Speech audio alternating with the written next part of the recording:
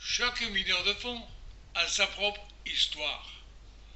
Loin de toute prétention, j'ai souhaité vous présenter ce que je ne voulais pas voir un jour disparaître.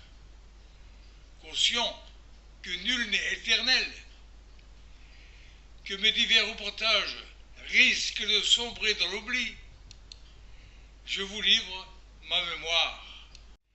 Bienvenue à Vred, dans un monde que je me permets de vous faire découvrir 25 années après la fermeture du dernier pension des Houillères.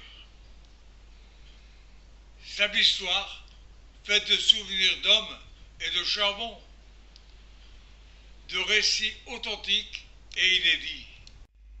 Les nicheurs ont préparé le ripage.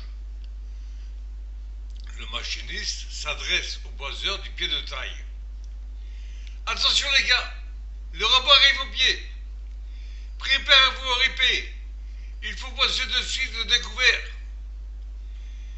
Ravancez vos pousseurs et collez le blé d'avenne, car le chef de taille réclame le rabot au point 10. C'était de la veine du 12 de Bonnel en 1972. Que de souvenirs. Pour compter la mine, il faut y avoir vécu et aujourd'hui souffrir dans son corps. Comme à tant d'autres, le statut du mineur me donna l'opportunité d'évoluer par tout type de formation sous condition de volontariat, c'est-à-dire sans aucune rémunération. Vous pouvez suivre mon parcours professionnel et la considération que j'ai toujours vouée à mes frères de misère. Durant mon enfance, mes copains de la rue de Danger me surnommaient Knut. Knut voulait dire petite crotte ou gringalet. Aussi, le monde de la mine a fait de Knut un homme qui a su fructifier sa moisson de distinction concurrentielle, dont chaque promotion fut émise sous le couvert d'une hiérarchie exigeante. Pour Knut, dont jusqu'à ce jour, le comportement n'a jamais changé. Il n'y avait pas d'autre secret que le savoir-faire ainsi que le respect d'autrui. Pour réussir dans un milieu ambiant très difficile et fait long, où il était rare de retrouver un chantier identique à la veille, il fallait être simplement maître de soi.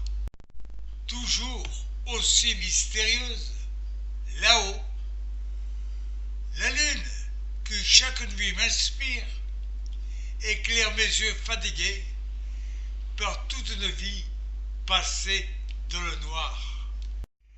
Le portail à peine refermé sur la noire nuit qui me rappelle le noir de la mine, que déjà je descends dans mon sous-sol, lieu de mémoire, où chaque soir je remplis la réserve de cette lampe à benzine afin que sa flamme, bien que paraissant immobile, ne cesse de me renvoyer au souvenir des hommes. Dans la rue de Tanger, de Bruy-en-Artois, où je suis né, de chaque logement accolé, on pouvait entendre la même chanson.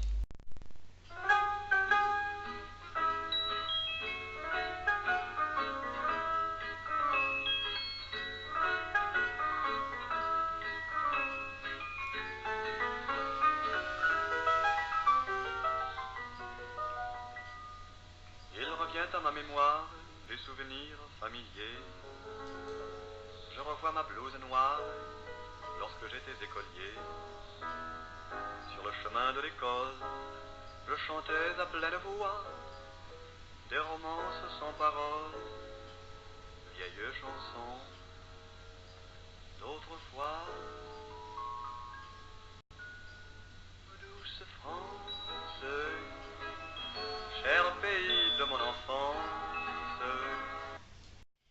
Je tiens à préciser qu'au temps du charbon, aucun fils de mineur n'aurait osé braver le respect qu'il devait à ses parents, le respect qu'il devait rendre au maître de classe, encore moins de déroger à l'instruction civique acquise sur les bancs d'école.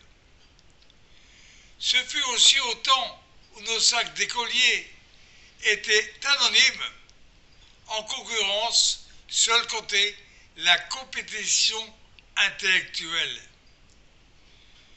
Ce fut au temps où chaque adolescent était obligé de rentrer au bercail la nuit tombante, mais aussi le temps où le travail forgea la jeunesse, suivi du temps de service militaire, temps de discipline qui responsabilisa la personnalité de chacun. Violence des mineurs. J'ai eu un coup au cœur quant au titre.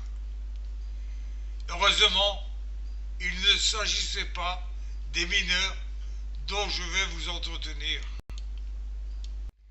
L'histoire de la mine peut être narrée sous condition d'en être le maître du sujet, c'est-à-dire d'y être né et avoir fait carrière. Ne jamais oublier que la mine est une histoire familiale. Bien que le métier de mineur fût un des plus pénibles du monde, et que comme tant d'autres, j'ai souffert journellement sur les fronts des tailles,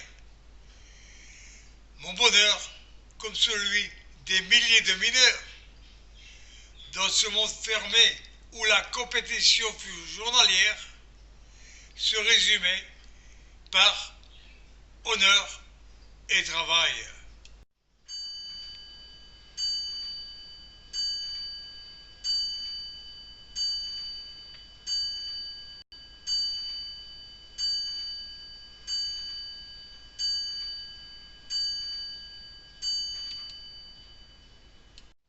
Bonjour.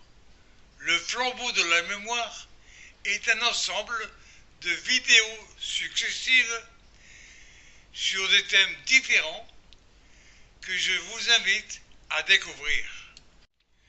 De l'Est à l'Ouest du bassin, ils furent des milliers à avoir emprunté cette passerelle menant au puits. Depuis la fermeture des houillères, ce jour, il ne me reste que des souvenirs, ceux des hommes et ceux des chantiers du fond.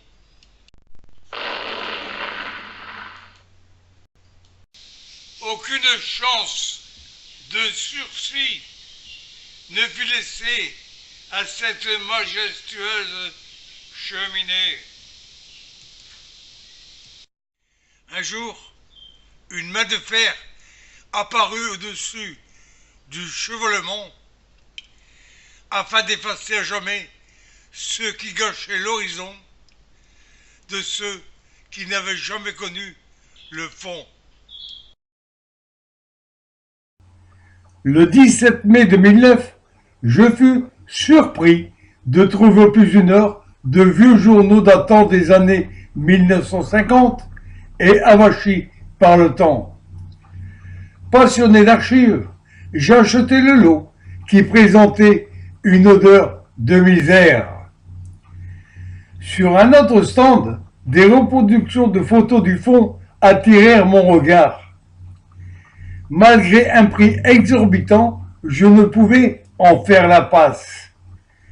À mes questions insidieuses, le vendeur fut incapable d'expliquer les vues. J'ai constaté encore une fois que beaucoup, sans aucune pudeur, se faisaient de l'argent sur le passé d'un métier qu'ils n'avaient jamais pratiqué. Créateur d'un authentique chantier du fond où il ne manque aucun détail, au cours d'une rencontre en février 2000, j'avais annoncé à Amandine Mazier, reporter de Femina Hebdo, que j'allais prendre la plume. Il n'en fut rien, vu qu'à lumière de 2001 à mars 2008, j'avais fait le choix de consacrer tout mon temps à ma commune et ses habitants. Conscient de ma promesse d'écrit, mon projet fut de nouveau contrarié.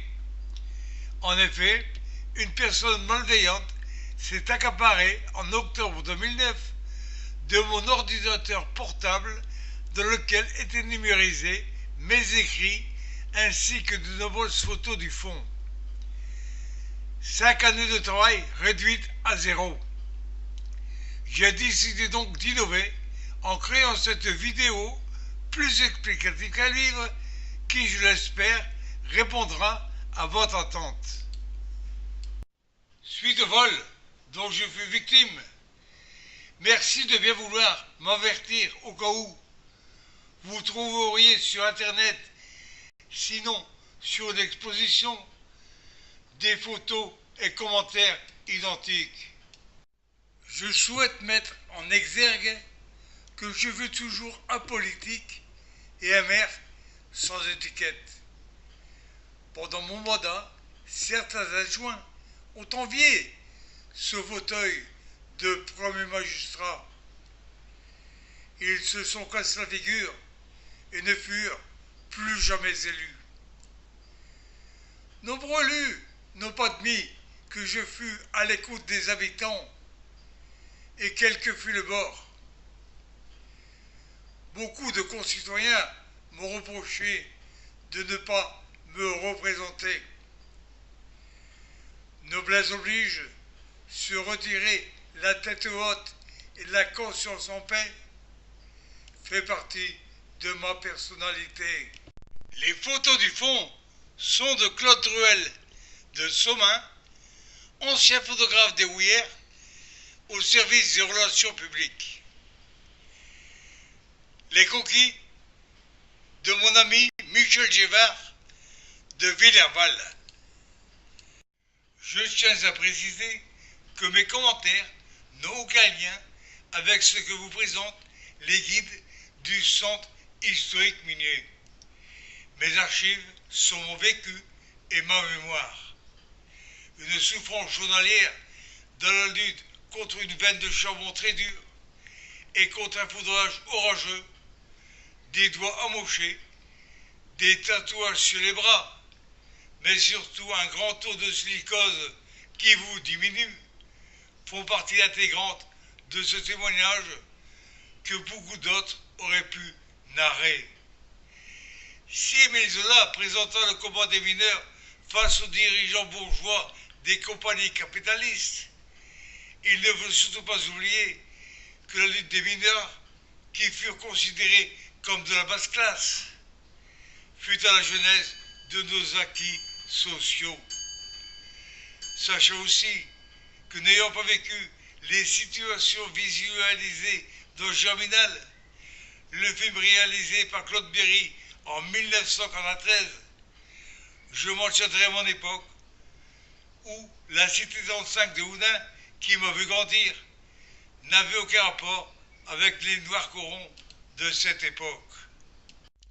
Racine de mineur, c'est avoir été mineur de père en fils et être né dans une charmante cité voisine d'un puits de mine où régnait une odeur de charbon, mais aussi de respect et d'égalité, avec un destin tout tracé, celui d'aller à Alphos.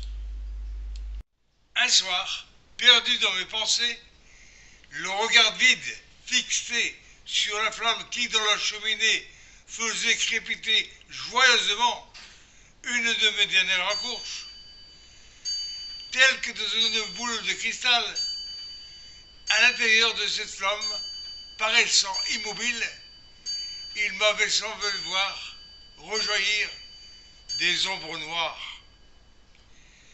Devant ces ombres omniprésentes, j'ai décidé de vous conter une réalité indélébile qui appartient à la mémoire collective. Les ombres de la mémoire sont ceux que je revois dans les chantiers d'abattage, dans les creusements, qui disaient fièrement à chaque fin de poste, mission accomplie. C'est ce motif qui me pousse chaque jour à semer ma mémoire sur votre chemin, afin que vous puissiez connaître ces ombres de la mémoire, qui ne furent ni un mythe, ni une légende, mais une réalité.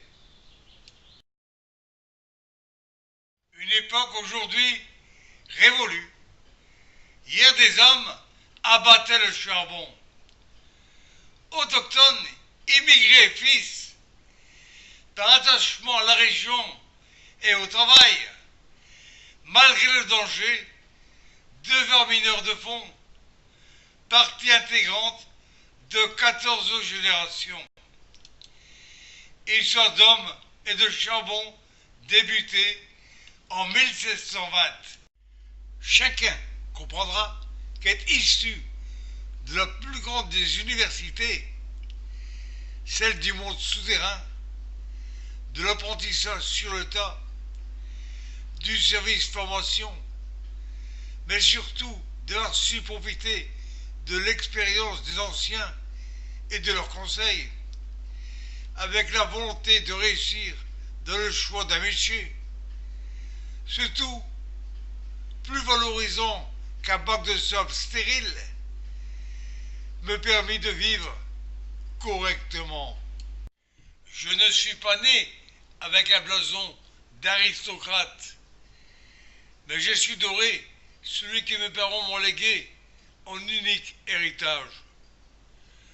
Honneur, travail, courage, persévérance sont des attributs innés issus de leur sang. Je fus mineur de fond et, comme mon nom l'indique, d'origine polonaise, ayant obtenu la nationalité française à l'âge de 3 ans sous l'occupation en 1942. Mes parents, nés en Westphalie, arrivèrent en France en 1923. Mon père travailla au fond de la mine dès l'âge de 13 ans. D'après les archives d'Hélière que je détiens, il fut mineur d'abattage, chef d'équipe et maître rocheur. Quant à ma mère, elle travailla 3 années au criblage. Si mon frère aîné fut mineur d'abattage et converti dans le privé en 1966, mon jeune frère Jean-Claude fut électromécanicien du fond, puis agent de maîtrise et termina une carrière très honorable puisqu'il fut chef de division. Mais ce n'est pas tout. Jean-François, mon fils aîné, fut machiniste d'extraction à Anvers et Freddy, son cadet, en CDD, comptabilité au siège 10 de Wally. Quant à Marilène, épouse de Jean-François, elle fut en CDI au service des logements de Billy Montigny. Enfin, nous fûmes une authentique famille aux attaches houillères.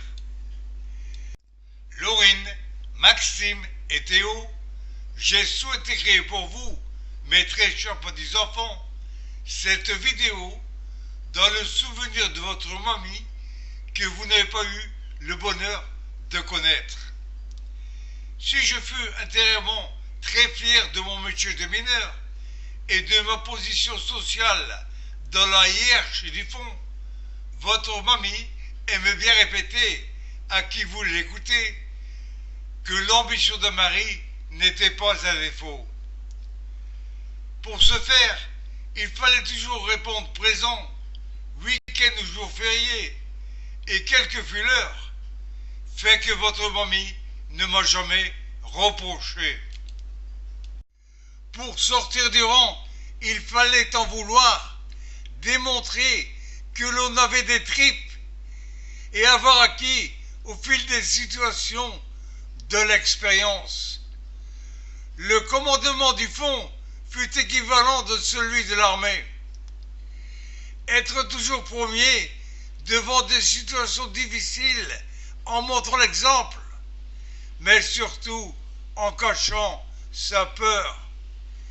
Il aurait été incongru de donner des ordres avec l'intention en soi de jouer arrière. Encore certaines nuits, il m'arrive de revivre des situations cauchemardesques, comme certainement à beaucoup d'autres. Il fallait être le garant de la sécurité, un observateur aguerri, et savoir dire « Halte! Attention! Le foudroyage gronde! Ça pète de partout! Allez plus haut !» Pour affronter l'avenir avec confiance, il faut avoir en soi des repères. Si ces repères viennent de nos parents qui surveillent notre comportement, je parle souvent d'éducation scolaire et de M. Dambrine, devant qui on serrait les fesses. Par la morale du matin, il nous inculquait le respect d'autrui. Par le raisonnement et la persévérance, il a fait de nous les maîtres du calcul mental, et par la grammaire, les rois de la conjugaison. Le subjonctif et le complément d'objet direct n'avaient plus de secret. Par la dictée, la géographie et l'histoire de France, il a réussi à nous forger. En physique, sciences et géométrie, nous étions devenus imprenables. Bref, M. Dambrine a préparé notre avenir. J'ai toujours profité de ses acquis. Il a fait de moi un homme responsable, respecté et réfléchi.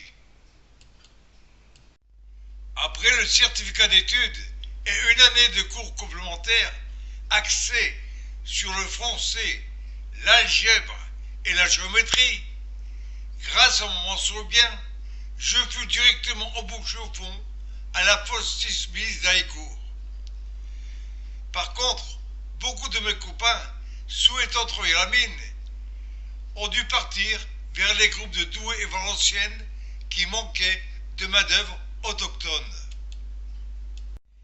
À Oudin ou ailleurs, au pays du charbon, le paysage était identique. Il y avait la fosse avec ses deux puits, le très haut terri, la cité des mineurs, et tout en bas, le chemin qui nous conduisait déjà vers la fosse.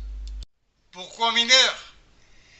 À l'époque de notre naissance, avant ou pendant la Seconde Guerre mondiale, la mine fut l'unique horizon. Il n'y avait pas d'autre industrie. Conscients d'un travail assuré par son avenir, nos parents forgèrent leur petite famille. En ce temps, la pénibilité n'avait aucun sens, car elle faisait partie du quotidien. Quant à la silicose, elle fut encore très peu connue. Mon premier porion fut Léon Cabaret. S'il paraissait autoritaire, il était très humain.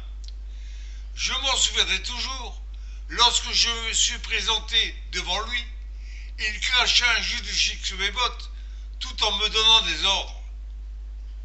Tcho, qu'il me dit, et je calais tata, il va te conduire au coffre central, et à 7h30, t'iras avec le géomètre Jean Fouquet. T'as montré avec lui à 11h30 pour nettoyer son matériel. Suis-moi avant d'évaler à 706. Avant de dévaler, qu'il me dit, retire tes mains de tes poches. Ramis, si je fais comme tu ne vaut pas l'allure. Depuis ce jour à aujourd'hui, je n'ai plus jamais enfui mes mains dans les poches. Autant que je m'en souvienne, nous ne pouvions, à 18 ans, être que dans un chantier d'abattage au marteau-piqueur, sinon mécanisé. Dans ce type de chantier d'une longueur de 150 mètres, nous étions 20 jeunes mineurs. 20 amoureux de la vie, 20 à batailler sur front de taille, 20 à taper dans la veine, 20 à œuvrer la joie au cœur, 20 en compétition pour couper la baie, 20 pour riper le blindé, 20 pour déboiser et étayer, 20 pour plumer, 20 pour suivre le robot sinon laveuse, 20 pour piloter. Malheureusement, nous étions rarement 20 pour repartir et aucun n'avait le cœur enchanté. Tour de rein ou ongle en moins, aucun n'y échappait. Un chantier école en 15e de la fosse bis de Brouet, taille rabot de faible puissance de veine, ne permettant pas de positionner le marteau-piqueur à la verticale afin de picoter le mur. Le plus petit dans son coulissant fermé était trop grand. Il fallait buriner un sol dur comme du fer afin de pouvoir poser le soudainement avec au moins 10 cm de coulissement pour pouvoir le récupérer au moment du foudroyage. Bien souvent, les doigts se trouvaient pris dans un étau formé par la gâchette du piqueur et le toit. Des pensées de misère voyageaient dans notre cerveau. En plus, quelle déchéance de devoir uriner à plat ventre. À 18 ans, pour la Sainte Barbe, chacun de nous avait déjà reçu une carte dans laquelle des mots platoniques laissaient deviner une approche sentimentale. Au retour du service militaire, sur un air empreint de romantisme, chaque mineur liait son destin à celui de l'élite de son cœur, que seule la mort pouvait séparer. Forgé au respect des ordres reçus et à l'obéissance, rendre un travail parfait, ne quitter son chantier que lorsqu'il fut sécurisé, être à l'écoute des conseils des anciens, je me suis très vite adapté à ces disciplines du fond. Œuvrer avec des hommes de différents caractères et diverses origines, dont le seul but était de gagner un salaire décent, et quelles que furent les conditions du chantier, fut gagné en dextérité et ténacité. Se souvenir de ces hommes, mineurs de fond, en présentant un film d'images et de photos commentées, ce flambeau de la mémoire, je me devais de le réaliser. Qui peut, aujourd'hui encore, vous présenter son casque personnel de protection? Cette barrette me protège la tête contre les chutes de toit et les coups, tout au long d'une carrière. Elle regorge de souvenirs. Pour entrer à l'école des cadres, il fallait volontairement suivre des cours du soir non rémunérés, être sélectionné sur concours, présenter un casier judiciaire vierge, suivi d'une enquête de moralité. 1963, stage d'élève surveillant, siège de Dochel, fosse 3, 4, 5, 6, 7 et 7 bis du groupe de Brouet en Artois. À chaque changement de fosse, débutait une nouvelle aventure. Il fallait y aller par ses propres moyens, avec Sobarda, s'adapter aux différentes méthodes d'exploitation, gagner la confiance des hommes, se faire admettre par le chef Porion, mais surtout savoir concilier sécurité et production. De tout temps, mon acteur préféré fut John Wayne. Pourquoi? Dans tous les rôles qu'il a tenus, et particulièrement dans Le train sifflera 3 fois, ces films présentaient un héros épris de justice. Un exemple dont chacun devrait s'imprégner. Je tiens à préciser que ce film, en version française, présenté en 1963 à l'école des cadres des HBNPC de l'unité de production d'Auchel-Prouvé, fut suivi d'un débat sur la solidarité, le courage et le respect des hommes. J'avais alors compris quelle devait être ma feuille de route au sein des houillères. Qui de vous, pensant à sa propre existence ainsi qu'aux événements qui l'ont jalonné, ayant aussi en mémoire les faits qui l'ont marqué, n'a dit un jour: comme je voudrais pouvoir exprimer ce que je ressens et ce que j'ai vécu. Chacun se trouve confronté à la difficulté d'écrire et de traduire, mais aussi à la difficulté de restituer les faits réels se rapportant au passé. Néanmoins, avec une intense concentration, le but peut être atteint. Ni romancier, ni historien, mais simplement mineur de fond, j'ai souhaité la création de ce recueil fait de photos, de croquis et de commentaires précis et inédits. Ce tout fut conçu afin de préserver l'histoire réelle des mineurs et d'échapper ainsi au lyrisme populaire, au risque évident de déplaire à ceux qui ont pour le roman une certaine dilection. En effet, pour faire revivre l'histoire des mineurs, il fallait être un des leurs et connaître chaque recoin d'une fosse. Quand j'étais petit, je me souvenais toujours, le cul tout nu, sous le regard amusé des voisins qui me disaient: Tio, rate ta maison et mets le cul, sinon il va être tout noir. Pourtant, il n'ignorait pas que j'étais né pour avoir le cul dans le charbon, car plus tard, ce fut ma profession.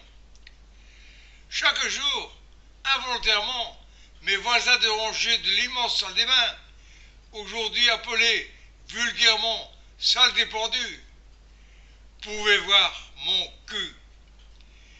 Qui peut se vanter de n'avoir jamais vu mon joli cul? Même M. Ladiro, le patron de la fosse dite Le Forêt, un jour que j'avais fait du rabio, inquiet de ne pas me voir, est venu au renseignement.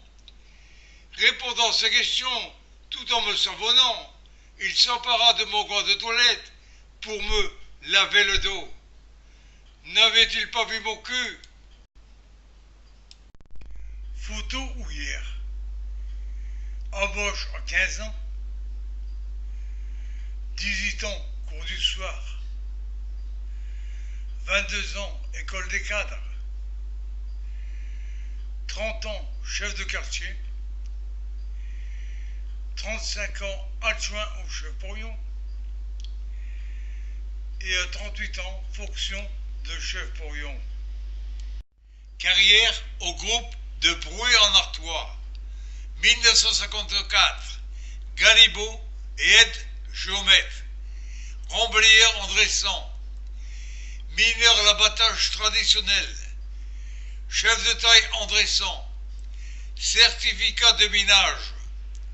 sauveteur, chef de poste creusement des galeries, chef de taille rabot et aveuse, école des cadres, Auchel-Bruet, major de promotion en 1965. Muté volontaire au groupe de Douai, surveillant à la face Bonnel, porion de quartier, porion chef de quartier, remplaçant sous-chef porion, sous-chef porion à Barrois, école de maîtrise supérieure de Lens, fonction de chef porion à Barrois, Pressilicotique, en 1979, j'avais refusé le poste de chef porion à la fosse de Doubs, mais accepté en 1980 un poste à la direction du personnel.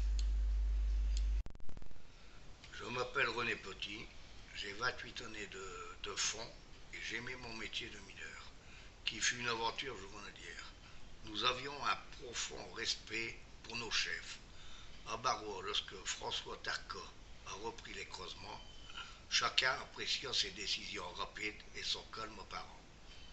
Aujourd'hui, lorsqu'il arrive de nous rencontrer, notre poignée de main est toujours très amicale et elle enferme une considération réciproque. Voilà. Carrière au service gestion de la direction du personnel à Belli-Montigny. Création de la gestion qualitative du personnel des fosses et usines. Chef de section du transport de personnel du bassin.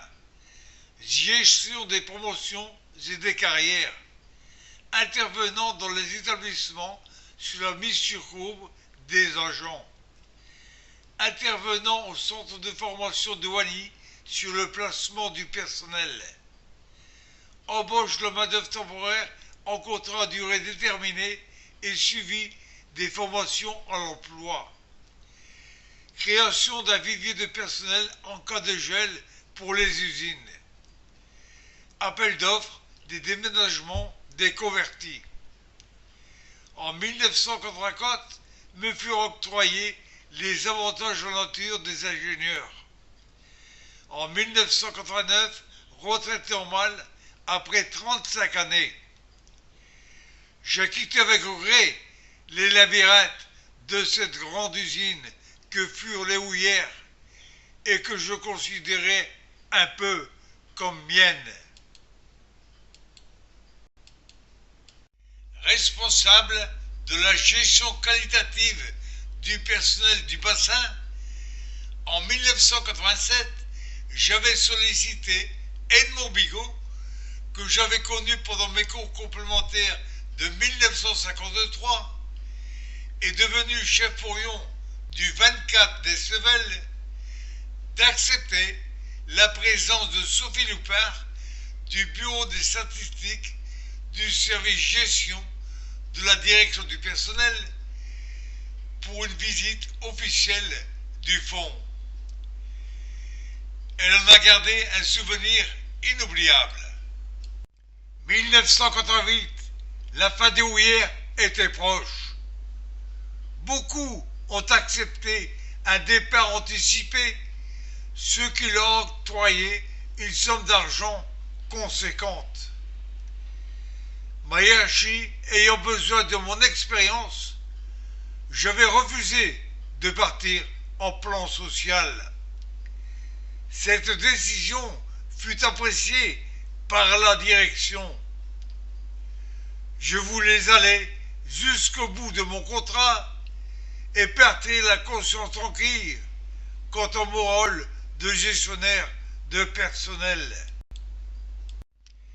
Archives Voix du Nord, des 4 et 5 juin 1989.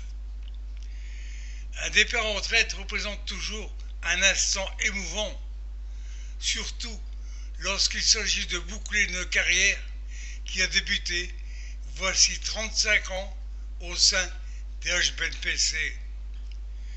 Nombreux étaient les amis, collègues de travail et chefs de service qui avaient tenu à assister à la réception donnée à l'occasion du départ de M. Tarka, exprimant ainsi leur sympathie à l'égard de celui qui s'est toujours impliqué entièrement dans sa profession. Extrait de l'article Voix du Nord des 4 et 5 juin 1989. Discours de M. Jean-Pierre Racle, chef des services gestion, administration et formation du personnel à l'occasion de mon départ en retraite. Article relu par Pierre Lagarde le 17 juillet 2014. En 1959, du retour du service militaire, François Tarka s'est distingué dans les chantiers d'abattage. En 1970, lors de la sélection des futurs chefs de quartier, le psychotechnicien le décrit calme et réfléchi et rajoute au dossier individuel: il est également considéré par ses ouvriers et soucieux de leur sécurité. Respectueux des consignes qui lui sont données, il avait toujours eu toute la confiance de sa hiérarchie. Pré-silicotique, les nouvelles mesures l'ont obligé à quitter le fond. En avril 1980, il prend place au service gestion du personnel où très vite il devient chef de la section des transports du personnel et de la gestion qualitative. Son travail permet aux forces d'aller jusqu'au bout. Dans un souci d'économie, après avoir diminué le coût des transports de moitié, il a imaginé le passage sur ligne publique de quelques lignes houillères.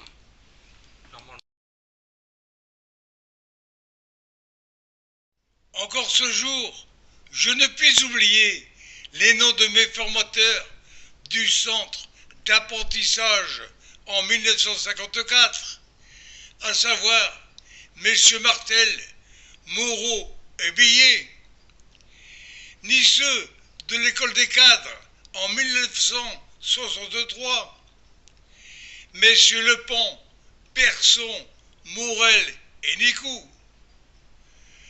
Encore moins ceux des maîtres d'une fosse qui me marquèrent par leur commandement. Huchmet Grard, Amédée, Anard, Fauchot, les chefs Chirel et Flamand. Des noms inscrits dans l'histoire du charbon et gravés à jamais dans cette veine. Il m'est interdit d'oublier les noms des ingénieurs des mines qui me permirent d'évoluer dans ma carrière d'agent de maîtrise du fond. Il y avait messieurs Desbois, Delvalet, Constantin, Raviard, Badet, François, Legrand, Cochon, Després, Ladiro, Zipura, Rogalevitch, de Rancourt, de Wavrin, Marty et Servet, mais aussi ceux de la direction du personnel et anciens du fond, qui me firent pleinement confiance des tâches confiées à la direction du personnel. Messieurs Bell, Sauvage, Dumas, Rouquet, Racle, Fayol et Manouvrier. Après maintes recherches, je fus mis devant l'évidence. Mes copains d'embauche sont presque tous décédés. Il en est de même pour les abattants que j'ai connus, ainsi que pour mes collègues de diverses fosses avec lesquels la compétition fut journalière. Aussi, avant que n'arrive mon tour, j'ai tenu à inscrire ceux qui furent. Puiser de réels souvenirs, comme on puise l'eau limpide d'un puits. Ce simple fait actualise chaque prénom inscrit dans la mémoire, ébauche ainsi un visage connu jadis, sinon un souvenir de travail. Animé par une réelle passion du passé de ces figures de carnaval, il me semble donner un second souffle à cette race de mineurs disparus depuis des lustres, sinon ils ne vont pas se voiler la face en voie de disparition. Il y avait parmi d'autres des Jules, des Sanis, des Giovanni, puis sont apparus vers 1960 ceux qui sont nés tous le même jour, car le calife ne passait qu'une fois l'an dans les bleds. Je veux citer les Mohamed.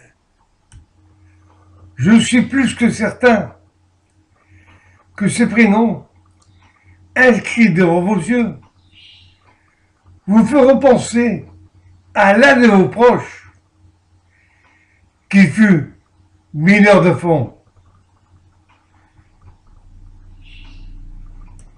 Soucieux de la sécurité d'autrui. Pourtant, le 24 décembre 1976, étrange destin, Salvatore Nicotra, remblayeur, âgé de 25 ans, était en repos le 24 décembre 1976. Par considération pour son chef et par conscience professionnelle, il s'était présenté au travail en insistant pour descendre. À 10 heures, il a disparu dans un éboulement intempestif et mortel. Pressentiment. 5 minutes avant l'accident, j'avais empêché la direction qui venait faire une visite impromptue de chantier de descendre plus bas et crier à Salvatore de remonter instamment jusqu'à moi. 2 minutes qu'il me répondit. Je termine de clouer le grillage. Ce fut 1 minute de trop, un coup de marteau en trop qui déclencha une poussée imprévue de remblai. Durant ce très court laps de temps, je venais de sauver 3 vies. Celle de Jean Golevich, directeur du siège barois, de Henri Villac, sous-chef Porion, et de Robert Lansky, mon surveillant. Immédiatement, le plan d'alerte fut déclenché. Des professionnels du siège, c'est-à-dire des ouvriers expérimentés, arrivés rapidement sur place, mirent tout en œuvre pour retrouver Salvatore. Ce supplice dura 6 heures. C'est André Dupuis, chef d'un autre quartier, qui dégagea le corps. Le service des mines, en la personne de Roger Deron et du délégué mineur Georges Tanka, mirent cet accident mortel sur la fatalité, car le chantier présentait une sécurité exemplaire. Ami mineur, tu es resté tel que je t'ai connu. Un homme distingué, un homme secret, un homme de qui je parle matin et soir avec respect et amitié. Tu fus mon copain, mais aussi celui qui a disparu un triste matin. Ne pas parler de toi, de cette race qui vécut sous un mauvais toit, serait à jamais t'oublier. 4 mois après mon départ en retraite, le 5 octobre 1989, ayant appris la condamnation de mon épouse, un AVC me paralysa le côté droit. La médecine décréta mes séquelles irréversibles. C'était mal me connaître. 10 années pendant lesquelles, à raison de 4 heures par jour, je fis ma rééducation personnelle. Mes muscles étaient devenus antagonistes. En 1999, dans le plus grand secret, durant 9 mois, jour et nuit, à l'aide d'un bras gaucher, j'ai créé ce quartier de fosse. Aujourd'hui, je me demande encore où ai-je pu puiser autant de volonté. Recopier des pages entières de journaux de la main gauche pour réapprendre à écrire. Au fil des jours, je suis devenu ambidextre. Le 4 décembre 2001, jour de Sainte-Barbe, afin de rendre hommage à mes amis mineurs du fond, j'avais organisé avec mon ami Jean-Marie Paul de Pécancourt une messe de Sainte-Barbe qui fut retransmise sur FR3 régional. Cette messe avait eu une seule comble. D'après le curé, 2 autres vivants, l'église n'avait jamais vibré autant. Cette manifestation, suivie d'une exposition à laquelle furent conviés les élus des communes avoisinantes, fut un réel succès. Pendant 3 jours, le public, nombreux et curieux, ainsi que des écoles et collèges, apprécièrent la découverte d'un métier méconnu. À cette messe de Sainte-Barbe fut présent le groupe polonais Sonora de Houdin, composé d'anciens mineurs, ainsi que la troupe Ambert. Vincent André chanta « Mourir comme un mineur », ce qui fit vibrer l'église entière.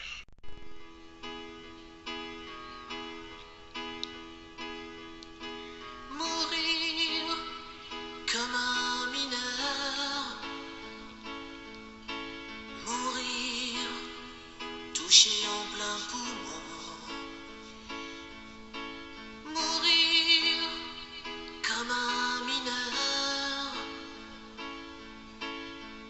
d'un éclat de douleur, un obus de charbon.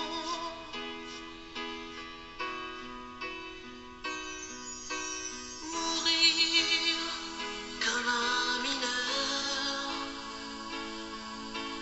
mourir quand toute sa vie explose, mourir comme un mineur, étouffé par son cœur d'un coup de silicose. Le 14 décembre 2007, avec René Lazier, président de Vraie Passion, nous avions organisé la première exposition de collectionneurs sur des sujets divers, dont la mine.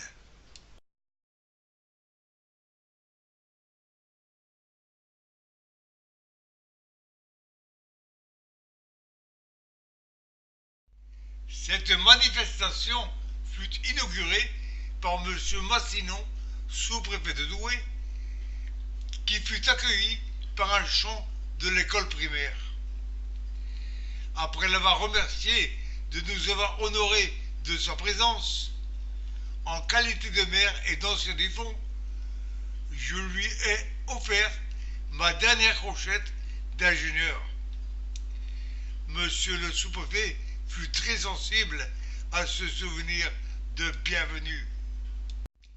Comme d'habitude, Raymond Desmarais de l'Alain, ancien mineur de Barrois, qui m'est resté très fidèle et dévoué, avait répondu présent. Nostalgique, il pose avec Madame Micheline Delbecq, veuve de mineur et habitant vrai. Pierre, Raymond et Bochir, anciens mineurs du fond, pour qui j'ai beaucoup de considération, sont toujours présents lors de mes expositions publiques. Je vous laisse découvrir la teneur des articles Voix du Nord qui vont suivre. Du reporter local, Jacques Auvard, émanait toujours un réel plaisir pour ces rencontres amicales qui n'existent pas ailleurs.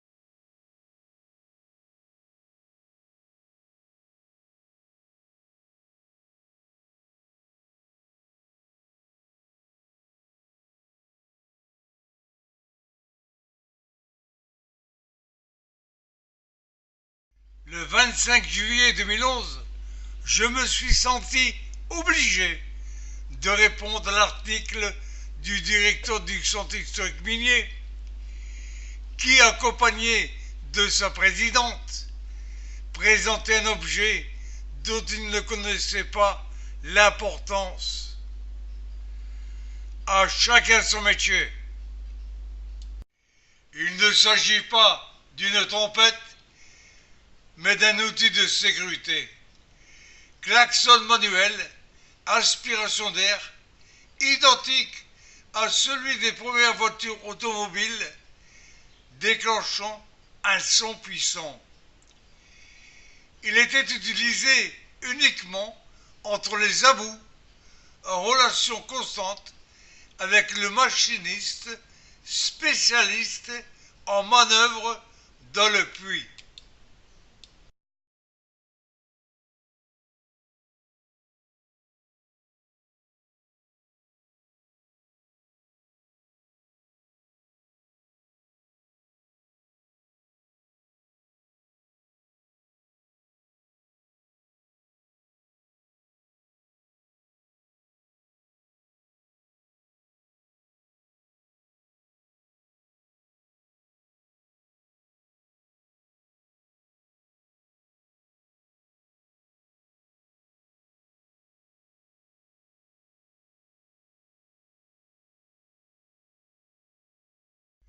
L'authentique travail infernal se trouvait à fond de cette cheminée.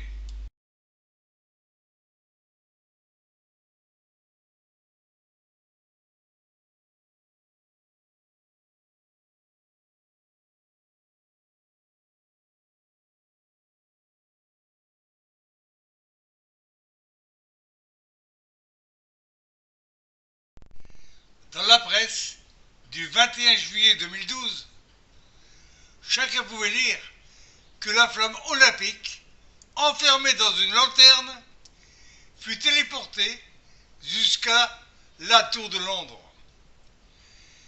Dans la presse du lendemain, figurait ma demande de correction, à savoir qu'il ne s'agissait pas d'une lanterne, mais d'une lampe de sécurité de mineurs. Repasser avec aisance ce diplôme permettant de sauver une vie au fond de la mine, ainsi que de la vie courante, faisait partie de ma personnalité. Il en fut de même pour le don de mon sang. D'autre part, s'il apparaît que 86% de la population a élu la télévision comme loisir préféré, je n'en fais pas partie. En effet, la monovision n'apporte aucune culture. Repoussant la morale et le respect d'autrui, elle ne fait que générer la violence. Où est la douce France de mon enfance, ainsi que le temps et la joie de percevoir une paye méritée? J'espère aussi un retour rapide aux fondamentaux des années 50, tels que lecture, écriture, dictée, calcul mental et civisme, et que ce tout sera pérennisé dans ce siècle où l'incivisme, la facilité, l'égoïsme et la violence sont chaque jour d'actualité. Enfin, je m'adresse à chacun en rappelant qu'au futur simple, un verbe, et quel que soit ce groupe, ne prend pas de S à la première personne, sauf au conditionnel présent. D'autre part, j'ai croqué la pomme, croqué et, mais la pomme que j'ai croquée est eux. Après avoir présenté cette partie autobiographique, je fus intellectuellement satisfait d'avoir extrait de ma mémoire tant de souvenirs.